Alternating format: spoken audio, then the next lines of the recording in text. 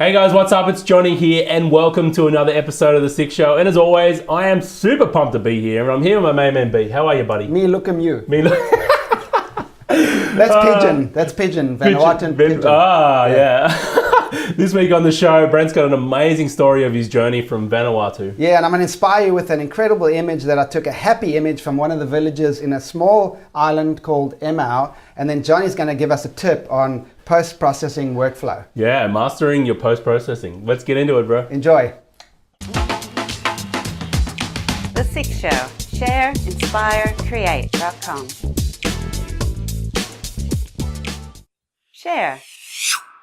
So Brent, man, you've just come back from Vanuatu. Tell us all about what you were doing over there. Yeah, but before I do that, buddy, I got something for you. Oh, a new sticker for my lappy. Do I get to choose which one? Yeah, you choose one. I definitely want the top one. Okay, you get the top one, I'll use the bottom one. All right. Let's put them on. Let's put them on now. Okay. Stickers on. Cool.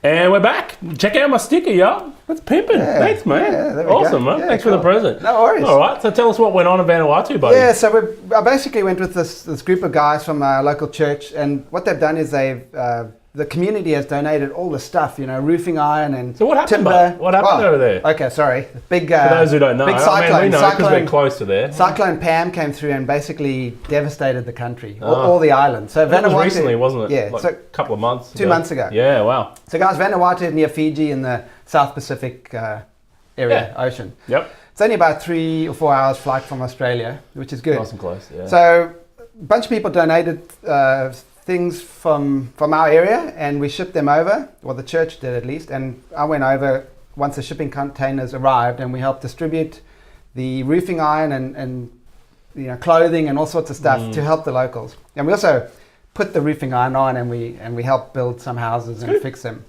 Yeah, But we actually went to this island called Emau, which is quite an adventure getting there because you got to cross this channel and it's big seas and you got to take a truck there and the roads are really, really bad, potholes everywhere. And then you got to hike up this mountain, which is an old volcano.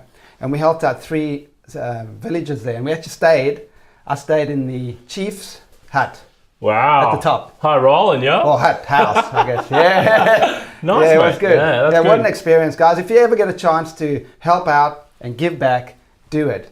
Yeah. It's something, this trip, I'll never forget. It was amazing. Yeah, and I think it was hard work. Like we worked Oh, I'm sure, in like a hot slaves. climate. But that's okay. That's what you're there for, mate. Yeah. You're giving your time and give it a bit of your energy. And but I think it probably grounds you too. You get back and you realise your little problems you got here ain't well, you think they're big, but they're only really little compared to what these people have to do. And they're not, guys. And that's what I've taken away from this. We were talking a lot amongst the other guys, there are 9 of us on this trip, about giving. So we spent our money and we spent our time giving to the communities that are in need.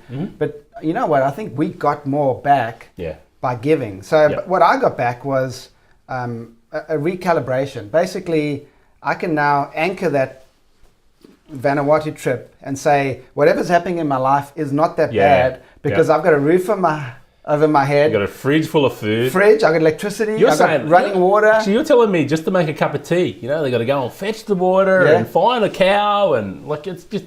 Well, go to the river, get the water, or they actually don't have rivers on this little island we went to, so they've got to catch the rainwater in a tank somewhere. So they've got to go get the water out of the rainwater tank, come back, get firewood, make a fire, boil the water on the fire, then put the tea bags in, and there's no milk. There's no the guy that's got the cows, his little place that he milks in was destroyed, so they can't milk the cows now. Yeah, that's it. Yeah, so not even any running water, no power. No power, no running water, nothing really. Not even anything for their crops. They don't have any pesticides for their crops or fertilizer, nothing. So they just hope that it rains. Yep. Yeah. You plant a seed. Hope it rains and then you get fed. Yep. Yeah, wow. Yeah, that's guys crazy, living man. off the land. It's incredible. Crazy. And here's an interesting thing. The first couple of missionaries, the Christians that went out to Vanuatu like 100 or 200 years ago, got eaten. Really? I could do with a couple of steaks taken off me, bro.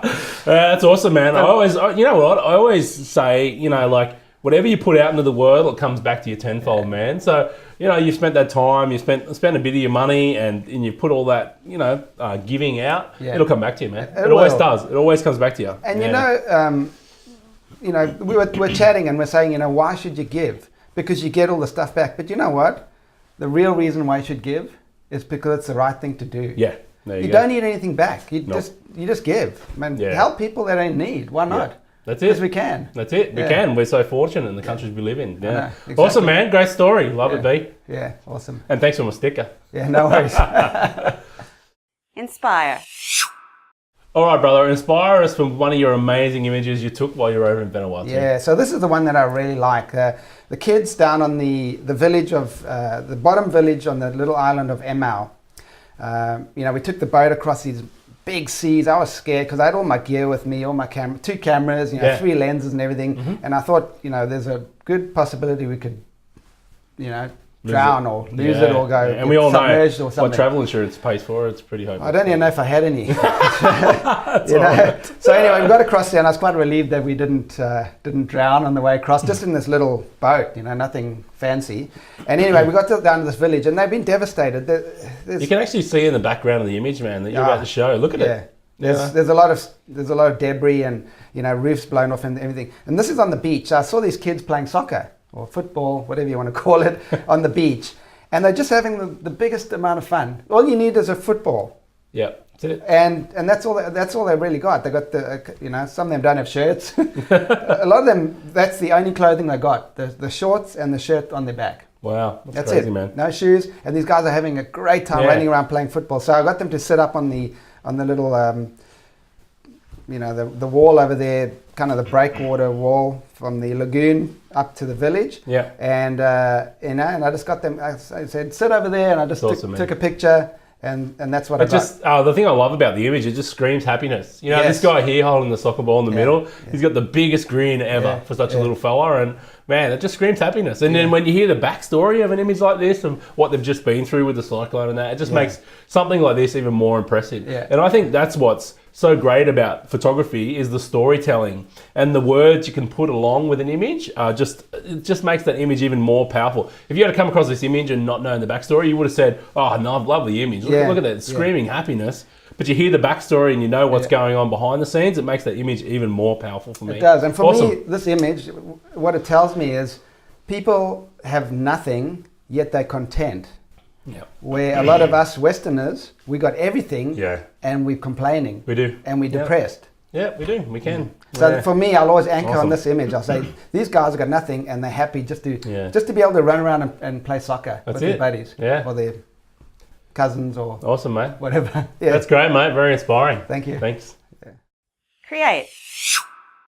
So Johnny, I guess you got something to share with us. I have, guys. I've got it. It's more of a thought, but it's a starting place for your post-processing journey. A lot of the times when we start out, when we're post-processing, buddy, we do what I call the random slider dance. You basically get your image in your post-processing software, Lightroom, Aperture, Photoshop, and you move stuff around and hopefully it starts to look good. You don't really know where to start, and it can be very overwhelming, okay? So I've got this concept. Well, it's not a concept. It's something we've all talked about a lot, but it's something I like to say is like you need to develop a workflow. And I'm saying actually document this thing. Have it down in front of you next to your computer, a step-by-step journey that you take your image on to get to your final product. Yeah. And there's a couple of reasons, the biggest benefits for developing your own workflow. The first one is you always know how to get back to that look that you created in one image. You know what I mean? You know, so consistent. Yeah, because you can create consistency across your work. Okay. Yeah. The second benefit is you can change that workflow slightly as you develop more skills, and you can develop your own style, your post-processing style. That's a big one. Okay. You know what I mean? Yeah. And it's just a very powerful way to go about your post-processing journey. You know, all the way from importing your images to doing your first pass in your raw converter, to moving pixels around, to output, and to backup and storage. Your whole workflow, you have it all documented, and it's just a really powerful way to start to master your post-processing. Okay, so because I notice a lot of, well, especially me, is I've got a certain workflow, but sometimes I miss things. I might have gaps in my workflow. Yeah. You know, like the backup part is one part that I do manually sometimes. Yep. And, you know, sometimes I'll jump in and I'll do something really quickly, a different kind of workflow. So, you know, what you're saying is you should stick to the same things, the same couple of steps every single time. That's right. And I'm not saying don't get creative. I'm not saying don't try a different post-processing technique.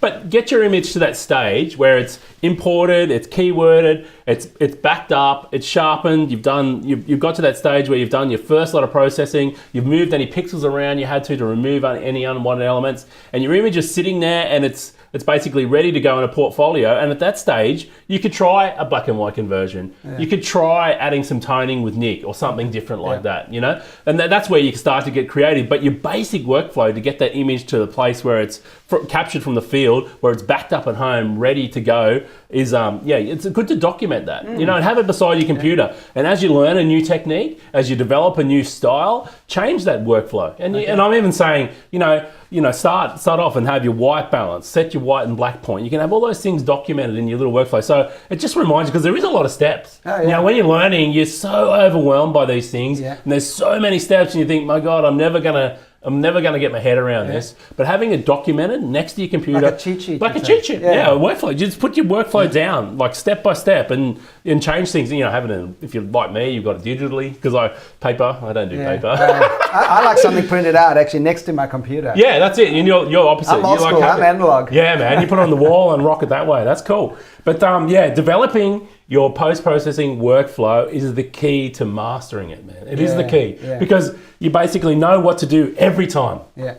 Awesome. So have you got a way? Have you got a cheat sheet for us? I do. Oh, I do have a cheat sheet for you. Yeah. And I'll put a link down the bottom, and you guys can grab it. And as you guys know, I do shoot a lot more landscape photography, but my post-processing workflow can be used for any type of photography. It's not just locked into a genre. Okay. Yeah, so I'll add that there and grab that and use that as a starting point for your own workflow. And as you learn new tips and tricks, and as you develop different styles, modify that workflow so that you know. You know, and you may have different arms. Like I know my one, not the one I'm going to supply, but my more advanced one comes off, and there's a black and white conversion workflow that I like to go through. You know, there's different things like that. You know, you trying different creative crops and different things. You know, man, developing your own workflow is the key to mastering post-processing and developing your own post-processing style. Definitely. That's it. And I can relate to that because in my photography business, my portrait business, I've got a workflow. Yep. And it's got to go through all these steps. If you miss out one step, you don't make the sale at the end. Yeah. Or you don't back up your images and you lose them. Yeah. Exactly. That's not a good thing. You know what? And it saves frustration. Yeah. Because you know what you've got to do. You know, on import, you've got to add keywords. You've got to back up to this drive, and you've got to, sort through your images this way. You know, all those things. You just follow it, and you can't go wrong. Yeah. That's it. Yeah. Cool. Cool, man. That's it. Awesome. All right, B, that's it for this week, man. Very inspiring stories about Vanuatu. Thank you for sharing, man. Yeah. I wish I could have come. It sounds like it was an amazing journey, mate. It was, man. And I actually forgot to tell you guys, this sarong was actually given to us by one of the ladies whose house we fixed. She's a widow. She's got 5 kids, 5, I think. And we went and put a new roof on her house. So she gave us this. So it's actually got all the islands in Vanuatu on there. So I'll pull them up here so you guys can see. So that's basically Vanuatu, all the islands, and down here, that's where we stayed on that island, and then we went over to Emau, the little island that we helped out on over there. So we crossed that channel over there. Cool, man. Yeah. Epic, bro. It sounds like it was one hell of a journey, mate. Yeah, and thank you for that image too. Very inspiring, man. And hearing the backstory is just awesome. It's just such... That's my anchor image. I'm going to print that out and put it somewhere so that when life gets tough and you think it gets tough, you look at that and you can see the joy in the kids' faces, and it takes you back to that place. Takes me back to, you know what, life isn't that bad. That's heavy, man. And guys, don't forget to pick up my workflow chart there. There'll be a link there, and print it out, print it big, put it next to your computer and follow that workflow. And if you're having trouble defining any of the steps, I'm in the lounge every day, mate. Me too. Yeah. And we're helping photographers just like you master all genres, all parts of their photography, including post-processing. And there's already over $500 worth of courses in there that you get instantly, don't you, mate? Yeah, totally. And I put a couple more of my courses in there too. My How to Photograph Kids courses in there now. That's amazing. And our Mastering Shutter Speed course is in there. And a few other mini courses. So there's a lot more in the lounge now, guys. So jump in. Yeah, not only that, you get access to Brent and myself, one-on-one, asking questions, whatever you need, man. We're there to help. So check out the special we have for you. Here's the link. boom, boom, below this video. And been another epic show, mate. Yeah. Thanks. Awesome. See you next week. See you next week. Bye. Bye.